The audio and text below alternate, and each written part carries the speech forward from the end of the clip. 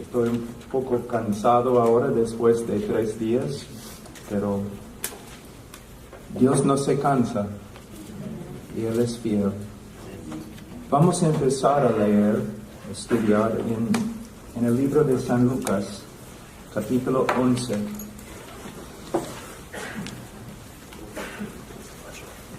En la última lección nosotros hablamos de Jesús como hombre de oración, que aunque era Dios, también era hombre. Y Él venció a favor de su pueblo como hombre. Vivió sobre la tierra como hombre. Y vivió también una vida de oración. En el día de hoy, cuando hablo con cristianos, no importa dónde, Latinoamérica, los Estados Unidos, Canadá, Asia, Rusia, África, cuando hablamos de la oración, casi todos reconocen que no oren como deben. Hermano, cuéntame acerca de tu vida de oración. Y inmediatamente el hermano se inclina, ¿no?, la cabeza. Bueno, hermano Pablo, no oro como debo. A veces personas me han criticado diciendo que soy un hombre demasiado simple, ¿no? Porque cuando me dicen, Pablo, ¿cómo puedo crecer en la fe cristiana? Yo digo, bueno, lee tu Biblia y ora. No, tiene que haber más. No, lee tu Biblia y ora. Es muy simple, pero no es muy fácil. Porque como dije hace 2 días, la carne odia la oración. La carne odia la lectura de la palabra de Dios. Y de esta forma la carne es una buena guía, ¿no? ¿Cómo debemos vivir? Debemos hacer todo lo que la carne odia. Debemos orar. Y en el día de hoy yo veo que tenemos grandes expositores. Y muchos hablan de la necesidad de exponer las Escrituras, de estudiar las Escrituras. Y es cierto, hermanos, debemos hacerlo. Pero no creo que escuche suficiente acerca de la oración. No hay muchas conferencias sobre la oración. Los grandes reformadores, sus vidas no se explican carnalmente, naturalmente. Sus vidas eran sobrenatural. Ellos no solamente eran grandes expositores, sino también eran hombres de oración. La esposa de Martin Lloyd Jones dijo, nunca vas a entender a mi esposo, nunca vas a entender su ministerio, a menos que primero reconozcas que él era hombre de oración. Carlos Spurgeon era hombre de oración. Todos los misioneros que han tenido éxito en sus ministerios han sido hombres y mujeres de oración. Y lo que es muy interesante y me anima bastante es que aunque yo no sea inteligente o elocuente, yo puedo orar. Yo puedo hacer lo más importante. Hasta el gran predicador Carlos Spurgeon dijo que sería mejor tener 10 hombres que saben orar que 10 hombres que saben predicar.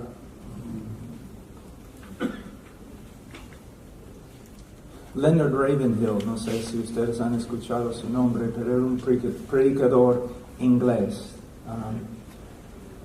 Un predicador muy poderoso, lleno de fuego, ¿no? Un hombre peligroso en el púlpito. Y él habló de un hombre que era un hombre de oración, que una vez él entró en el cuarto donde el hombre estaba orando y él paró y no dijo nada, retrocedió así. Y uno le preguntó, ¿por qué sí, así. Y él dijo, porque nunca vas a dar tu espalda a la realeza.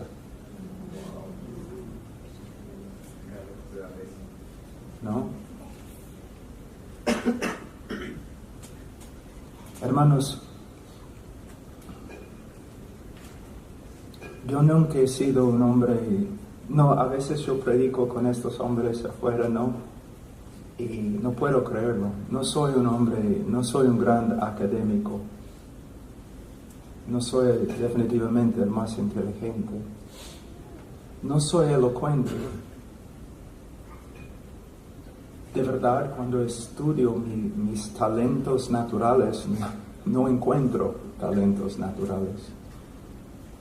Pero el hombre más incapaz y el hombre más débil puede orar.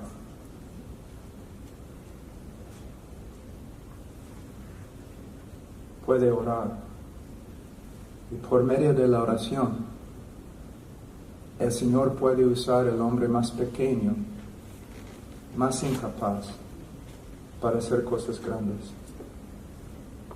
Una vida de oración.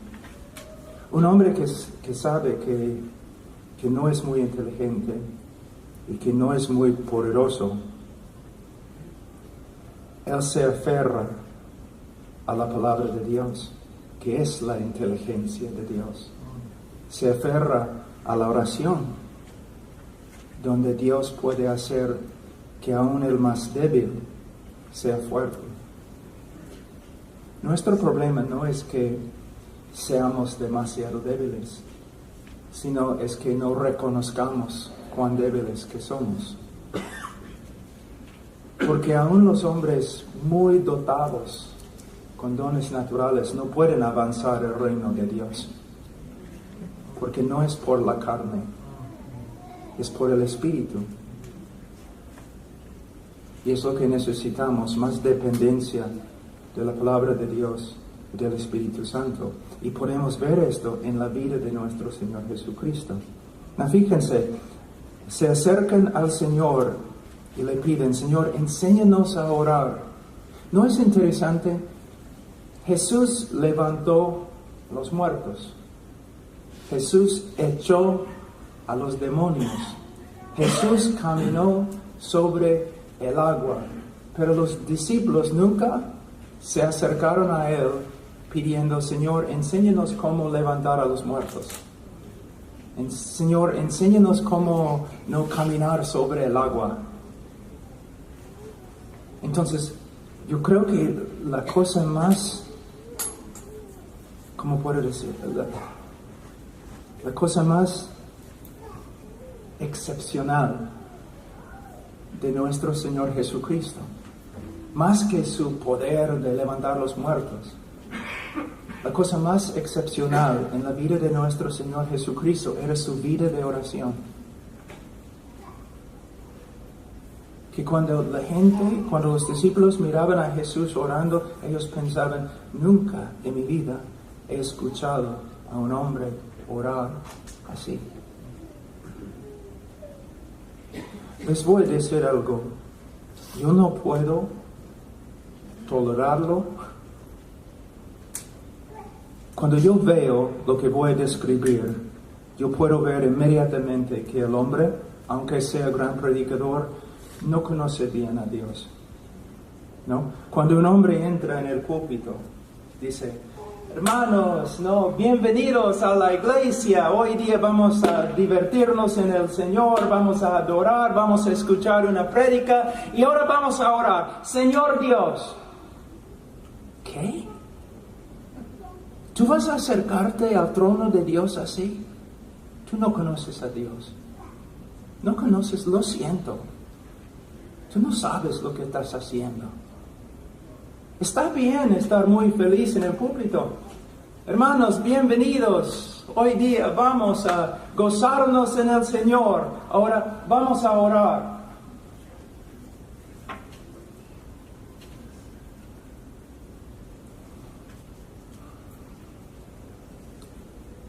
Señor, Nos presentamos ante ti en el nombre de tu Hijo Jesucristo. ¿Pueden ver la diferencia? No es una actuación.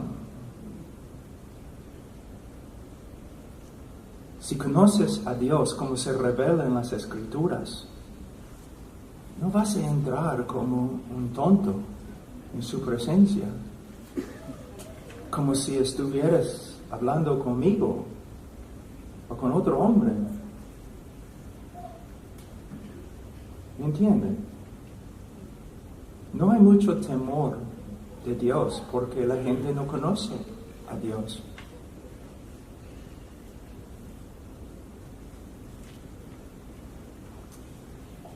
Señor, enséñanos a orar. Y Él nos va a enseñar a orar, pero uno puede enseñarte cómo orar, pero si no conoces a Dios no vale. Y tú dices, sí, pastor, pero yo soy cristiano. Puedes ser cristiano y a la vez ser muy inmaduro en tu conocimiento de Dios. ¿Me entienden, hermanos? Vamos un ratito a Salmos.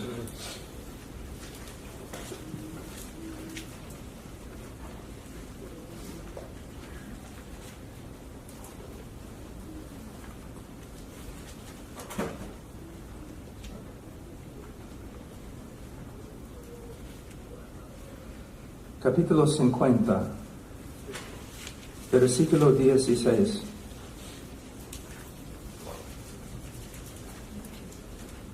Pero al impío Dios le dice, ¿qué derecho tienes tú de hablar de mis estatutos y de tomar mi pacto en tus labios? Pues tú aborreces la disciplina y a tus espaldas echas mis palabras. Cuando ves a un ladrón te complaces con él y con adúlteros te asocias.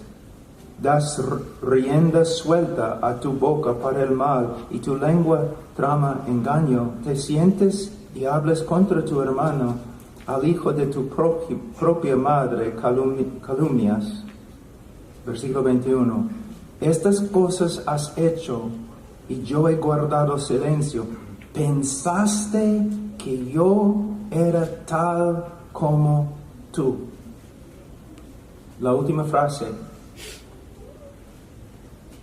¿Pensaste que yo era tal como tú? En la ausencia de conocimiento bíblico de Dios, va a haber error, herejía. Tengo una pregunta. Vamos a decir que ahora mismo yo les doy a cada uno una hoja de un lapicero, y yo les doy una hora para hacer una lista de los atributos de Dios. Y no solamente les pido que me den una lista, sino también que una definición de cada atributo. La mayoría de los hermanos no pueden. No saben ni lo que significa santidad o lo que significa justicia. Entonces muchas veces nos acercamos a Dios como si fuera como nosotros. Pero Él no es como nosotros, como vamos de las enseñanzas de nuestro Señor. Ahora, Él dice, enséñanos a orar así como Juan enseñó también a sus discípulos. Es algo muy interesante para los pastores aquí. Los maestros en el tiempo de Jesús se acostumbraban a enseñar a sus discípulos cómo orar. ¿Cuántos pastores enseñan a sus miembros cómo orar? Cómo orar en privado, cómo orar en una congregación. Nuestra iglesia empieza, el culto principal de la iglesia el domingo empieza a las 10. Y de 10 a 11 es oración corporal. Toda la iglesia ora, bajo la dirección de los ancianos, 1 hora. Y hermano, cuando empezamos fue terrible. porque la gente no sabía cómo orar bíblicamente.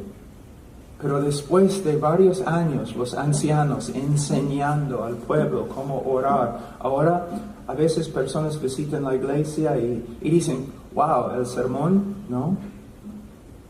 Era bueno, edificante, pero lo que me impactó fue la hora de oración. ¿Cómo oran a los hermanos? Recuerden, pastores, el Señor dijo que su casa iba a ser una casa de oración. Y nuestros pastores tomen sus palabras en serio. Miércoles en la noche, muchas veces tenemos lo que se llama asambleas solemnes. Y la iglesia puede orar 1 hora, 2 horas, 3 horas. Pero orando bíblicamente. ¿Por qué? Porque los pastores han invertido años enseñando a la congregación cómo orar bíblicamente. ¿Es posible predicar de una manera no bíblica? ¿Sí? ¿Hace daño cuando una persona lo hace? ¿Sí? ¿Es posible orar de una manera no bíblica? ¿Hace daño? Sí. La reforma no se basa en simplemente una doctrina de gracia soberana. La reforma se basa en la doctrina de sola escritura y que tenemos que confirmar cada aspecto de nuestra vida, nuestro pensamiento, cada aspecto de nuestro ministerio, nuestra iglesia, a lo que está escrito. Entonces, si vamos a orar como una congregación, tenemos que aprender cómo orar bíblicamente.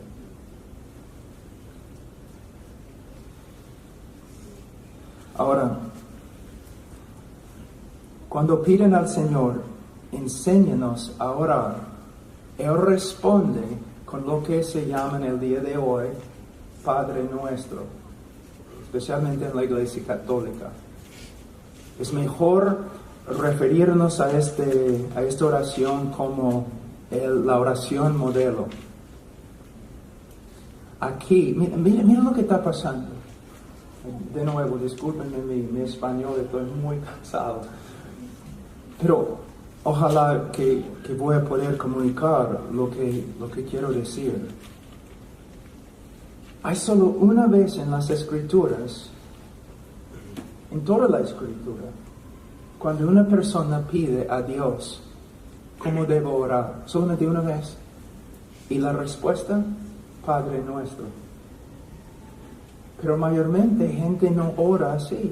O en la Iglesia Católica usan el Padre Nuestro, pero de una manera totalmente antibíblica, como vana repetición.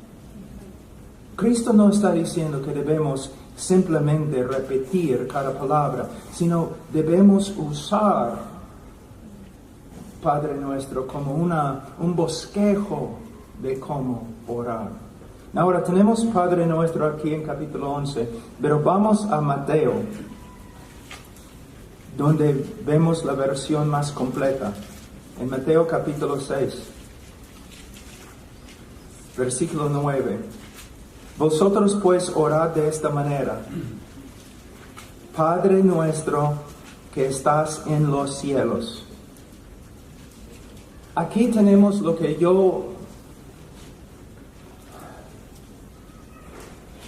Aquí tenemos una psicología perfecta con respecto a cómo debemos acercarnos a Dios. Tenemos un ejemplo de la actitud perfecta que debemos tener cuando nos acercamos a Dios. Padre nuestro, Él es nuestro Padre. Podemos acercarnos a Él sin temor, que está en los cielos. Nuestro Padre es el Rey de gloria y debemos acercarnos con reverencia. ¿Cuántos de ustedes han escuchado enseñanzas sobre Abba Padre? ¿No? Y el predicador dice, Abba Padre, ¿no? Papito. No. no es lo que significa, no significa papito. Y no debes enseñar así. Ustedes han escuchado esta enseñanza, papito. No significa papito. No comunica la reverencia que se encuentra en la palabra Abba. Les voy a dar un ejemplo. En África, en algunos lugares en África, el padre, si es un padre bueno, los niños aman a sus padres. Pero cuando se acercan a sus padres, ellos lo hacen con reverencia. No vemos esto en el día de hoy, en el oeste, ¿no? Yo he visto hasta hijos diciendo, papá, sí, hijo, quiero hablar contigo, papá. Hay una reverencia. La palabra Abba, Padre, significa sí, cariño, pero no cariño a la ligera o cariño sin reverencia. No podemos enfatizar demasiado el cariño. No podemos enfatizar demasiado la reverencia, los dos juntos. Pero en inglés y también en español, cuando uno dice papito, no, porque no lleva la reverencia que una relación con Dios demanda. ¿Me entienden, hermanos? Entonces ten bastante cuidado. Él es nuestro Padre. Nuestro Padre es el Señor de gloria. Es un privilegio, nos acercamos a Él, Padre, sin temor de condenación, pero a la vez, Padre, Rey, Señor. Y cuando hablamos con Él, yo hablo con el Señor acerca de tantas cosas, la lluvia, el bosque. Esta mañana, Señor, el café es muy bueno.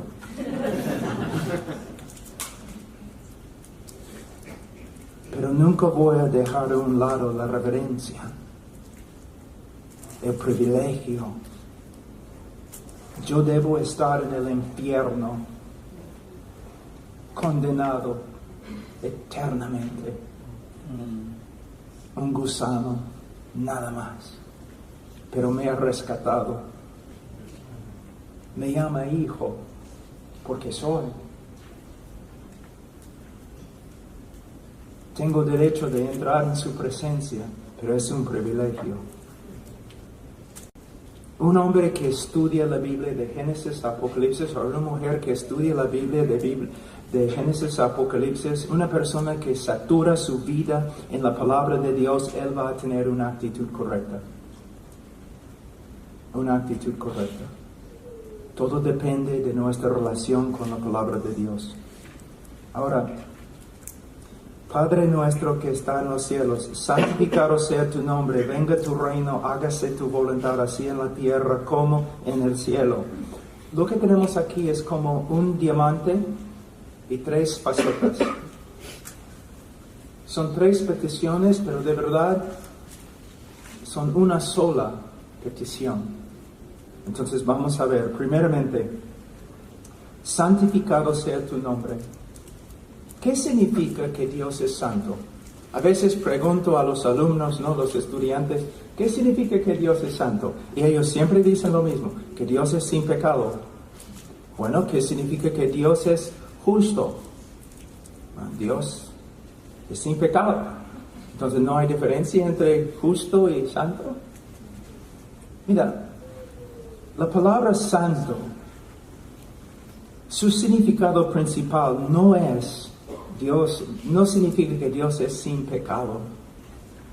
La palabra significa Dios está separado. Separación.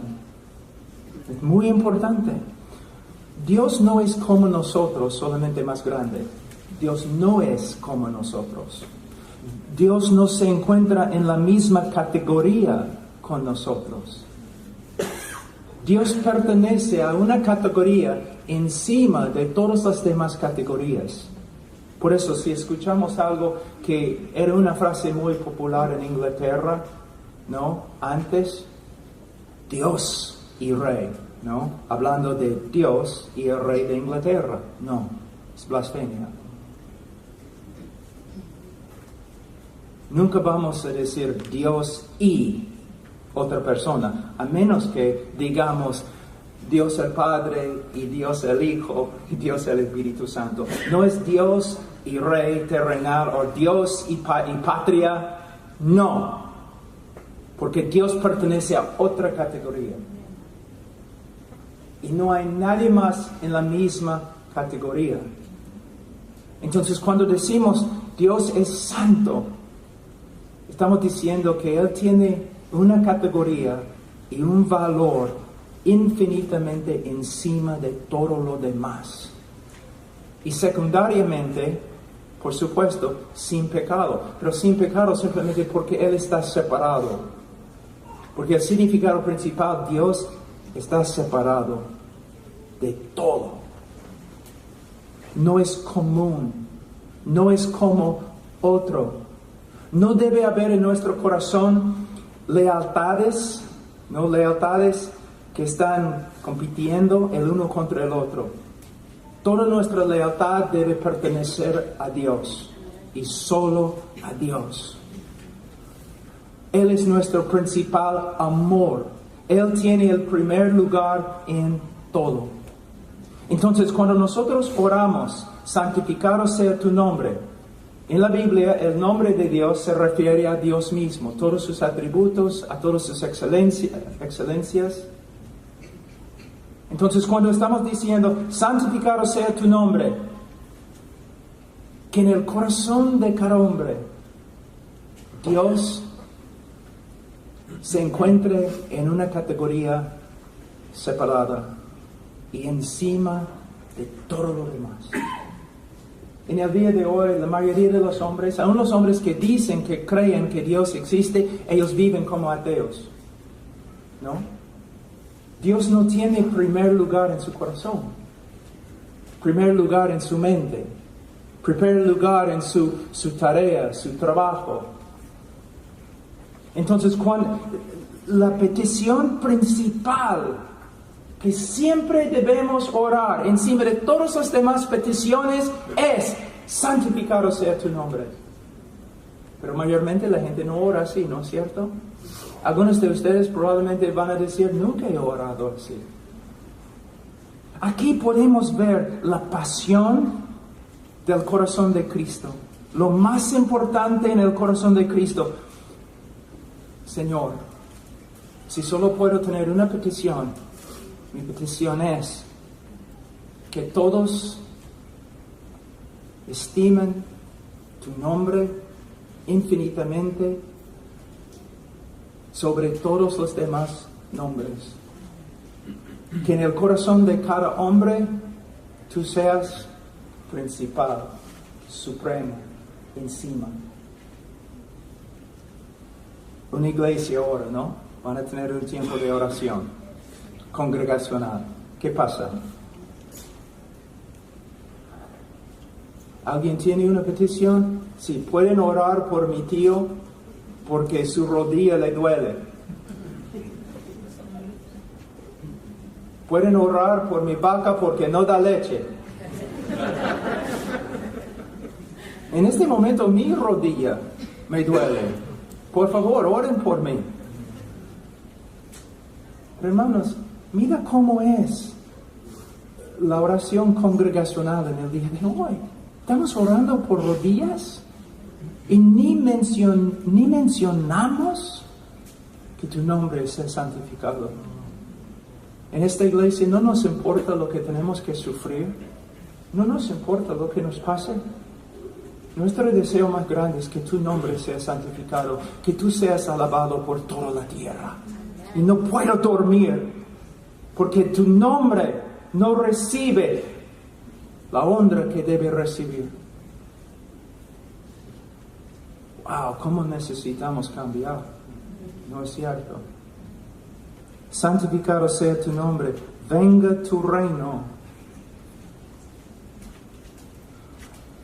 Que el reino de Cristo extienda por toda la iglesia,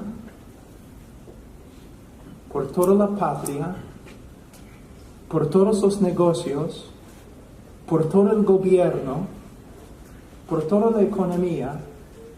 El Señor, mira, el Señor no es... Al Señor todo pertenece.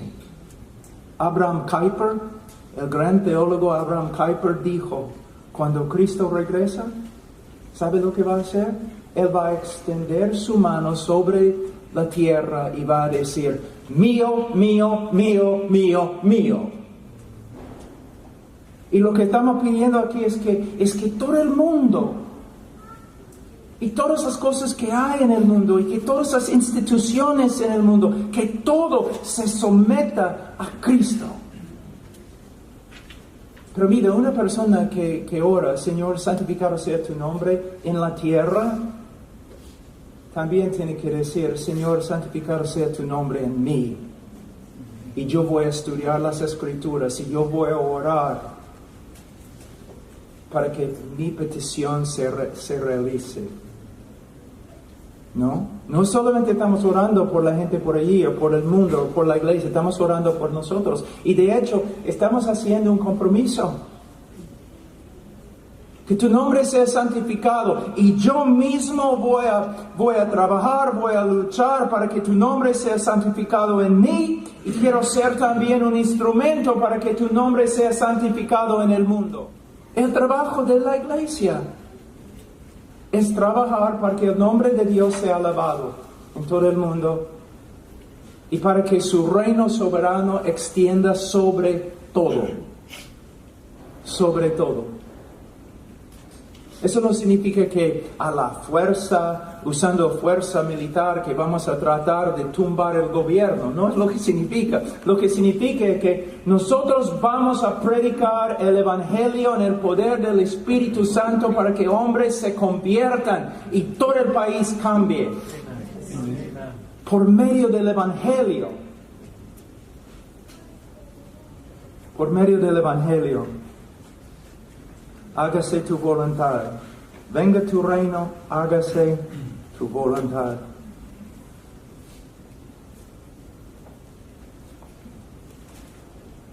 ¿Sabe? No sé si voy a poder decir eso en español, pero una de las razones por las cuales los hermanos andan tan tristes y deprimidos es por causa de sus expectativas no realizadas. ¿No? Por ejemplo, mi cuerpo es un desastre. ¿No? Hay más fierro en mí que en un camión. No sé si el Señor va a poder resucitarme, pero va a haber un montón de fierro dejado ahí en la tumba, ¿no? No es lo que quiero. Me gusta levantar pesas, me gusta pelear.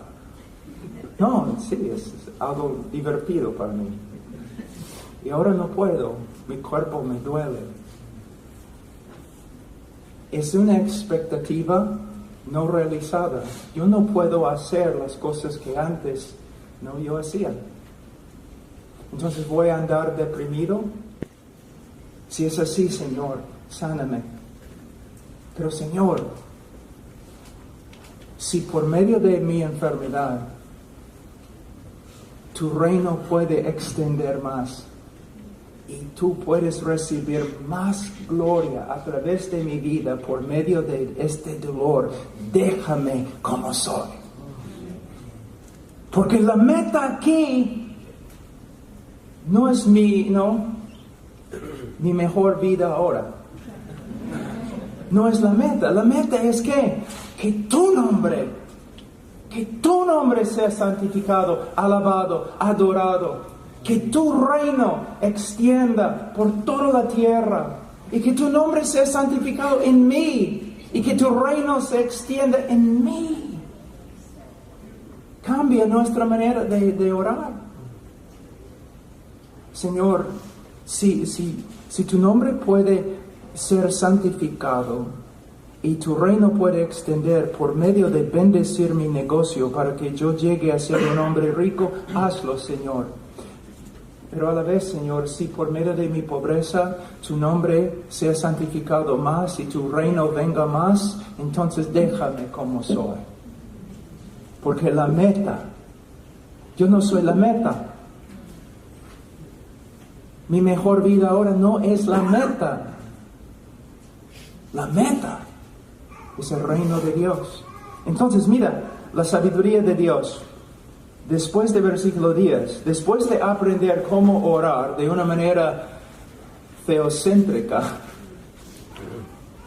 versículo 11, danos hoy el pan nuestro de cada día. Hermano, no puedes separar versículo 11 de versículo 9 y 10. ¿Por qué estoy pidiendo pan? Para que yo pueda trabajar en la santificación del nombre de Dios, en la venida de su reino, en el hacer de su voluntad. Hermanos, ¿han pensado así? Pedimos, Señor, dame pan, dame lo que necesito para vivir, para que yo pueda servirte. Gente no piensa así, ¿no es cierto? No piensan así. Señor, ayúdame, ayúdame. Señor, soy pobre, ayúdame. Señor, necesito un carro. Señor, necesito mejor casa. Pero lo que tenemos que cambiar toda nuestra actitud con respecto a las peticiones. Es una cosa cuando una persona dice, Señor, necesito un carro. O Señor, necesito un carro porque estoy visitando estos lugares en la sierra y me es muy difícil llegar ahí sin un 4x4. Y no solamente algo misionero, sino, Señor, soy padre ahora, tengo hijos y caminar en la calle es muy peligroso y como hombre, como padre, es mi trabajo proteger a mis hijos. Señor, por favor, provéeme un carro. Pero todo se relaciona con la adoración de Dios y la extensión de su reino y el hacer de su voluntad. Entonces, estamos pidiendo lo que necesitamos para pelear. Estamos pidiendo lo que necesitamos, como un ejército. Necesitamos comida, necesitamos agua, necesitamos armas, necesitamos lugares para descansar y dormir, solo para que podamos de nuevo entrar en la guerra y pelear. Así es como una iglesia debe orar.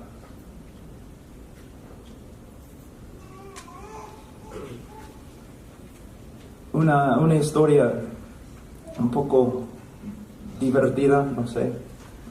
Mis hijos, cuando eran pequeños, ahora mis hijos son grandotes, pero cuando eran pequeños, cuando eran pequeños, yo estaba mucho más en selvas y lugares peligrosos y a veces yo regresaba a la casa, cansado y todo, destrozado. Y mis hijos, papá, ¿qué haces? ¿Qué haces? ¿Tú sales y regresas? ¿Tú vas a estos lugares tan extraños? ¿Qué haces? Yo les dije, no puedo decirles. ¿Por qué? Bueno, no me van a creer. Entonces, como niño, papá, ¿qué haces? Un día, cuando eres más maduro, yo voy a contarles. Entonces siempre, después de cada viaje, a Rusia, a África, a la selva, cualquier lugar, al Medio Oeste, papá, ¿qué haces? Ya, ok, les voy a decir, siéntense. Ahora, si yo les digo lo que hago, tienen que creerme, prometen creerme. Sí, papá, ¿qué haces? Cuando yo salgo, yo peleo con dragones. ¿Qué? ¿No? Cuando yo salgo, hay dragones, monstruos, en todos los países donde voy. Y la gente sufre bastante por causa de estos monstruos, estos dragones. Y yo voy, yo los mato. No. Yo les dije, sí.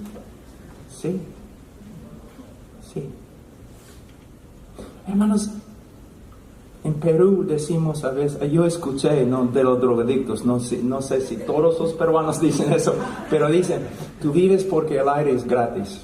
Es la única razón por la cual vives, no tienes propósito, ¿no? Tú vives porque el aire es gratis. Y mucha gente vive así. Pero si eres un cristiano bíblico, tu vida es otra cosa. Es una historia. ¡Wow! Una ama de casa. Es una ama de casa. Pero tiene un don extraordinario de orar. En la tarde, en las mañanas, en las noches. Ella se convierte, ¿no?, de una ama de casa a una guerrera contra dragones, peleando para la liberación de personas. Un hombre trabaja como carpintero todos los días, ¿no? Trabajo difícil, pero no es carpintero. Él está ahí, sí, para ganar dinero para su familia, pero también para extender el evangelio. Él está peleando contra dragones.